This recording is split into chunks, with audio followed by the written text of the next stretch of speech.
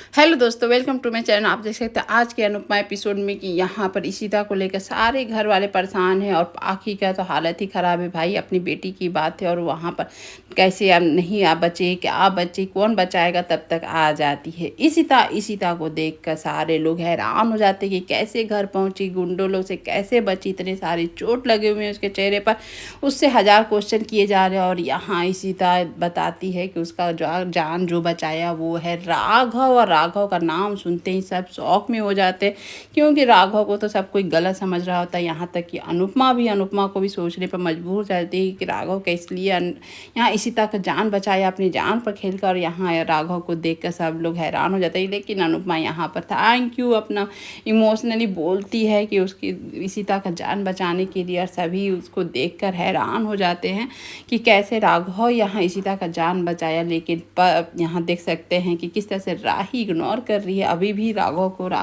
लेकिन यहाँ अनुपमा इशिता को लेकर गले लगाती है उससे। और यहाँ पर देख सकते हैं इशिता की हालत ऐसी है कि एकदम से वो डरी हुई सहमी हुई है और यहाँ पर गुस्सा आकर अनुपमा को ढकेल देती है। जिस तरह से राही करती है वही आज इशिता की, जो कि पर्सनली मुझे तो अच्छा नहीं। बात बात पे अनुपमा को ये छोटे छोटे बच्चे जो इंसल्ट करते हैं, अगर सचमुच में ऐसा होने लगे तो सोचिए उस माँ पर क्या बीतेगा। यहाँ पर चिल्ला चिल्ला कर इशिता बोलती है कि सब आपके चलते हुआ, अनुमा आपने ख़राब कर दिया, आप लोग मुझे छोड़ेंगे नहीं। उस तरह से वो डरी हुई है और इस तरह से लगा लेती है इल्ज़ाम अपनी माँ की तरह, जिस तरह से पाकी और तोसू करते हैं अनुपमा के साथ। साथ में राही वही आज इशिता कर रही होती है और अनुपमा यहाँ पर चुपचाप उसकी स्थिति को चुपचाप सुन रही होती है। आप देख सकते हैं राही तो यहाँ पर मान कर बैठी ही है कि अनुपमा के चलते ही सब कुछ हो रहा है। यहाँ अनुपमा को तो भाई सर का दर्द देखिए पकड़ ही लिया है इस तरह के इल्ज़ामों को सुन सुन के। यहाँ इशिता की लेकिन हालत भी सही नहीं है, वो अपने आप में भी नहीं है। यहाँ दरवाज़ा लॉक कर लेती है और रोने लगती है, सारे घर वाले परेशान हो जाते हैं यहाँ दरवाज़ा खुलवाने के लिए। यहाँ पाखी की भी हालत ख़राब हुई रहती है और वो एकदम गुस्से में आ जाती है पाखी और आकर अनुपमा पर बरसने लगती है कि आपको हीरोइन बनने की क्या ज़रूरत थी, पुलिस था, पुलिस को ले जाती और लड़कों के साथ भिड़ने क्या ज़रूरत था। या अनुपमा को तो पता ही है कि पाखी की सोच क्या है। यहाँ पर तो बोल रहा होता है प्रेम कि आप क्या मम्मी पे इल्ज़ाम लगा रही थी, मम्मी ने जो किया सही किया, लेकिन वो पाखी कैसे समझेगी। यहाँ अनुपमा बोलती है कि तुम मेरी जगह रहती तो क्या करती है। सबसे पहले बात तो अनुपमा को समझना चाहिए, वो आप तुम्हारी जगह रह के भी कुछ नहीं करती, वो कुछ नहीं। यहाँ पर अनुपमा उसको समझा रही हो, बोल रही थी टोंट में कि तुम क्या उसको घर पर बुलाती, आइए खाइए रामरस खाइए और जाइए। इस तरह से बोलती कि तुम मेरी बेटी के साथ जो बदतमीजी कर रहा, उसको सारे आम दिन दहाड़े नशे का पुड़िया धरा रहा, तो तुम उसको ऐसी करोगी कि उसके नमस्ते और उसके भाव भगत में मतलब कि ये हो जाओगी। इस तरह से अनुपमा उसको बोलती है। लेकिन यह पाखी की समझ आए तो आए कैसे। यहाँ पाखी तो अनुपमा को जलील करना और नीचे दिखाने में तो कम नहीं है। यहाँ पर अनुपमा भी अच्छे से जवाब देती है पाखी को, जो हर समय देती है उसी तरह से यहाँ भी देती है। लेकिन पाखी यहाँ इल्ज़ामों की बारिश कर रही होती है, साथ में तोसू कैसे पीछे रहेगा। तो पीछे और तोसू भी आकर यहाँ पर अनुपमा पे बरसता है कि आपको पुलिस को बोलना था, आपको हीरोइन नहीं बनना था। यहाँ पर तोसू को देखकर अनुपमा भी जानती है कि ये कैसे पीछे रहेगा। अनुपमा बोलती है कि तुम लोग को जो समझना है समझो, मैंने अपना जो समझ में आया मैंने किया, मुझे सही लगा कि उस लड़के को तो देना ही था, पिटना ही था अच्छे से। यहाँ पर इल्ज़ामों की बारिश सुनकर यहाँ राघव देख कर एकदम से ये हो जाता है कि कैसे लोग हैं आप लोग की आज जो अनुपमा जितनी सही की हैं। यहाँ पर वो बोलता भी है और वो राघव पे ही चिल्लाने लगती है, जो कि लीला और किंजल उसको डांटते हैं कि क्या बोल रही हो। यहाँ पर प्रेम भी उसको बोल रहा था कि आप पाखी दी गलत समझ रही हैं, ऐसा कुछ नहीं है। यहाँ पर देख सकते हैं कि हंसमुख भी यहाँ सबको बोल रहा था कि अनुपमा जो भी करे तुम लोग को गलत लगता है, जबकि वो सही है। यहाँ अनुपमा सुन सुनकर इल्ज़ामों की बारिश थक चुकी है, इन लोगों को समझा कर भी थक चुकी है कि वो लोग कुछ अनुपमा को कोई सुनने वाला नहीं, समझने वाला नहीं। यहाँ तक कि राही का एटीट्यूड देख कर एकदम भी अच्छा नहीं लग रहा होता है। यहाँ जैसे ही बेचारा राघव और अनुपमा के सपोर्ट में बोलता है और कहता है कि जो हुआ है अनुपमा जी की गलती नहीं है, यहाँ पर एकदम से आती है राही और साथ में यहाँ पर पाकी दोनों और राघव पर बरस जाते हैं। यहाँ अनुपमा को डर रहता है कि कहीं वो कोठारी के जो रिलेशन है कि उसकी बहन है, कहीं वो बोल मत दे, वो डरी डरी रहती है यहाँ पर क्योंकि अभी सिचुएशन सही नहीं है। यहाँ पर पाकी बोलती है मेरी बेटी को बचाया उसके लिए थैंक यू, लेकिन फैमिली में इन्वॉल्व होने की तुम्हें ज़रूरत नहीं है। बेचारा राघव चुप हो जाता है। और यहाँ पर उसके बाद आती है राही। राही बोलती है तुमको कौन बोलता है बीच में बोलने के लिए, ये करने के लिए। राही एकदम से गुस्से में राघव के साथ ट्रीट करती है। यहाँ अनुपमा को भी तो गलत ही समझती है बेचारी अनुपमा, और बेचारा राघव इन लोग के लिए कितना भी कर दे कम ही दिख रहा होता है इन लोगों को, जो कि रियलिटी में भी यही होता है। यहाँ पर आती है और राही बोलती है कि तुम तो मम्मी की तरफदारी मत करो, तुम कौन सा मम्मी का एहसान मान ली, चोरी छिपे क्या क्या कांड करते हो, मेरे साथ हमला करते हो, यहाँ पर मेरे बारे में तो बोलना ही मत। यहाँ पर राघव बोलता है कि अगर मैं नहीं इज्जत कर पाता आप तो कम से कम कर लेती, इस तरह से वो बोल रहा होता। आज जो राघव राही के साथ बोला वो बहुत सही बोला कि अपनी मम्मी को जो इज्जत नहीं कर सकते वो मेरी क्या ही इज्जत करेंगे। यहाँ पर इस तरह से यहाँ पर जैसी सच बताना चाह रहा होता है कि मैंने अपनी पत्नी का मर्डर नहीं किया है, और ये सुनकर राही एकदम से शौक में आ जाती है कि जिसकी सज़ा तुम भोग कर आए हो उसको बोलते हो कि तुमने मर्डर नहीं किया है। और यहाँ अनुपमा डर रही होती है कि सारा राज यहाँ कोठारी का जो रिलेशन के बारे में है, यहाँ पर राघव क्या लगता है वो मत खुल जाए, वो डरी हुई भी रहती है। लेकिन वो कुछ होता नहीं है, यहाँ राही और प्रेम को कुछ भी पता नहीं चलता है जो भी होता है। लेकिन यहाँ पर जब राघव यहाँ बोलता है कि तुम लोग मम्मी की अपनी इज्जत नहीं कर सकती तो मेरी क्या करो, ये सुन के तो मुझे भी अच्छा लगा। यहाँ पर देख सकते हैं पराग सब सारे घर वाले के साथ बैठकर यहाँ पर डिस्ट्रीब्यूट हो रहा है कि सबको बराबर में हिस्सा मिलना चाहिए। जैसे अनिल मेरा भाई है उसी तरह से सारे बच्चे को मिलना चाहिए। और यहाँ दामाद गौतम को तो यहाँ इग्नोर ही पूरा किया जा रहा है, यहाँ बेटे को हिस्सा मिलेगा, दामाद का तो नाम तक नहीं आ रहा। यहाँ गौतम अंदर ही अंदर गुस्से का बवारा फूटा हुआ है कि यहाँ इनके बेटे तो चवन्नी भर कुछ कंपनी के लिए किए नहीं, और आज मैंने सब किया और मेरे ही नाम पे कुछ नहीं हो रहा है।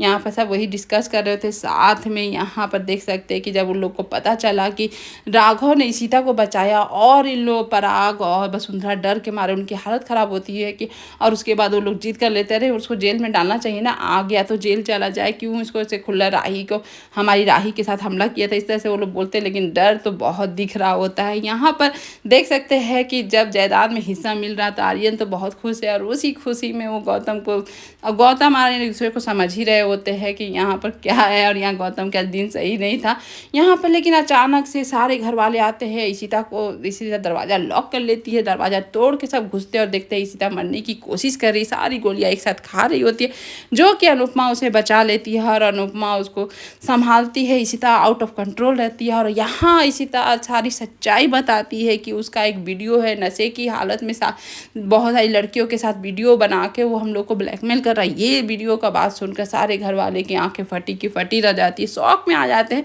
कि ये क्या बोल रही है, कौन सा वीडियो, जो कि वीडियो गंदा था उसी का ब्लैकमेल किए क्योंकि यहाँ पर इशिता को नशा दे रहा था लोग, और उसको ब्लैकमेलिंग भी कर रहा था लोग, पैसे भी ले रहे थे लोग।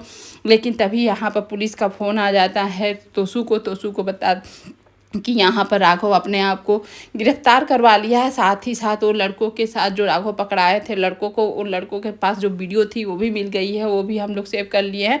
तो आप लोग की टेंशन की ज़रूरत नहीं है, टेंशन मत लीजिए। और यहाँ ये सुन के सभी घर वाले रिलैक्स हो जाते कि अब जो हुआ पुलिस के हाथ में सब चला गया तो सब सेफ हो गए हैं। और यहाँ इशिता सुनकर भी वो अंदर ही अंदर खुश भी होगी और निश्चिंत का सांस ले रही होगी, सारे घर वाले भी खुश हो जाते हैं। यहाँ अनुपमा इस तरह से इशिता को गले लगाती है कि आज उसकी बेटी उसके हाथ से निकल जाती है। जिस आप देख सकते हैं कि ये रियलिटी है कि आजकल के इर्द गिर्द नौजवान किस तरह से बहक रहे हैं, कैसे गड्ढे नशे के गड्ढे में गिर रहे हैं। लेकिन यहाँ पर ये सब देखने के बावजूद भी राही बदलने वाली नहीं है। यहाँ पर वो अपनी मम्मी को खुन्नस लेकर ही चल रही है, लेकिन अनुपमा का जो होता है वो सही कर रही होती है। अब औलाद के लिए हर एक माँ सही करती है, लेकिन औलाद पर डिपेंड हो वो तो औलाद हमेशा जितना भी माँ कर दे कम ही लगता है। वो आज पापी भी अपनी माँ को थैंक यू तक नहीं बोली, इतना इल्ज़ाम तो लगा दी।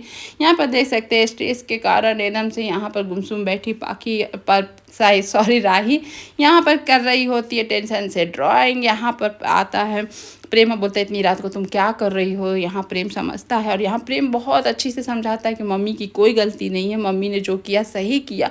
और राघव के तुम देख कर जो ट्रिगर हुई हो, राघव के बारे में भी शायद गलतफहमी होगा, थोड़ा सा बात समझना होगा, सुनना होगा, लेकिन राही उसके लिए तैयार नहीं है।